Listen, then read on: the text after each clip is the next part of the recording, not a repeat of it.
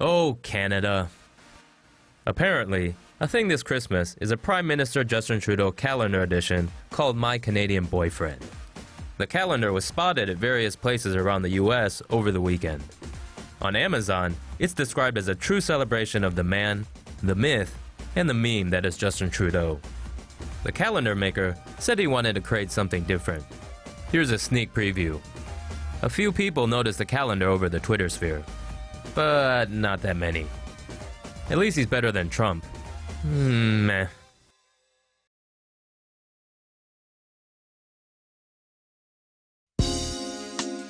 Canada's new PM makes the internet collectively swoon. Canada just elected its sexiest prime minister to date, and Canadians are not the only ones rejoicing. 3 years after beating a conservative senator in a charity boxing match, Justin Trudeau knocked out Stephen Harper and his near decade of conservative rule.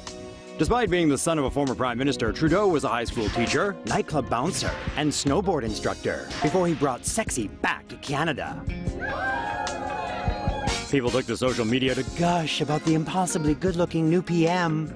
In Canada, Justin Trudeau's Liberals, elected on a platform of... Sorry, I lost my train of thought. He's just so handsome. Oh, Canada. How is it even legal for your new prime minister to look like this? Oh, Canada. Oh, Canada. My future home and land. True cougar love for all thy hot PMs command. As PM, Trudeau promised to raise taxes for the rich, to fund cuts for the middle class, so we trust his ravishingly good looks aren't the only thing that got him the job. It's possible voters were enticed by his plan to build up Canada's infrastructure and foster economic growth over a 10-year period. More likely, though, they were enticed by his chiseled physique and manly tattoo.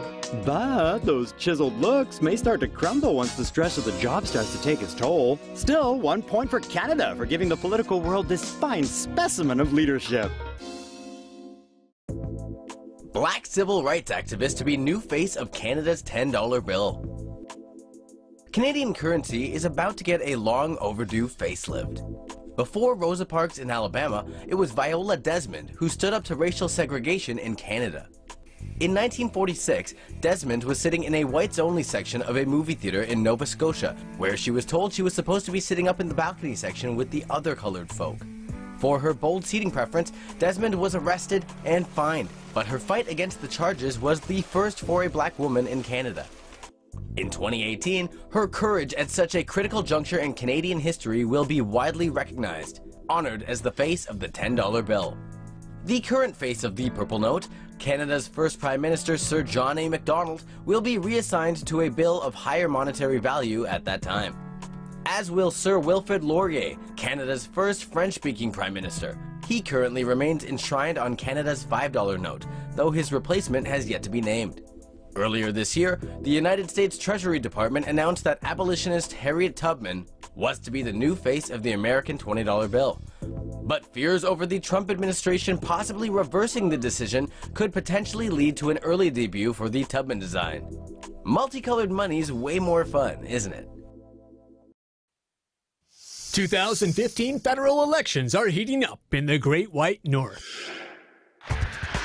It's a three-way race for Canada's Prime Minister seat. Conservative leader Stephen Harper will be running for his fourth straight term at the position. Gunning from the left for the top spot are Justin Trudeau, leader of the Liberal Party, and Tom Mulcair, leader of the New Democratic Party. Over the past 11 years, Harper has shown favor to oil companies. The Tories even suspected of putting gag orders on scientists who preach the red pill of global warming.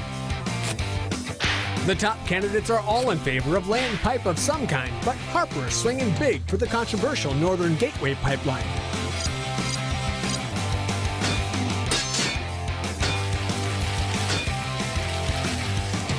But honestly, the Canadian election isn't about climate change, and it isn't about delivering clean tap water to the First Nations communities either. Nor will it matter which candidate will legalize weed, fix the economy, or stand up for LGBTQ rights. This election is all about weapons of mass distraction. The niqab. Brought to you by Stephen Harper and the Wizard of Oz, Linton Crosby, who happened to quit Harper's campaign just 4 days before the election. Trudeau is currently leading polls, but this election will likely come down to the wire. And just how many women have refused to remove the kneecap during the citizenship ceremony? A grand total of 2. You've got to be kidding me.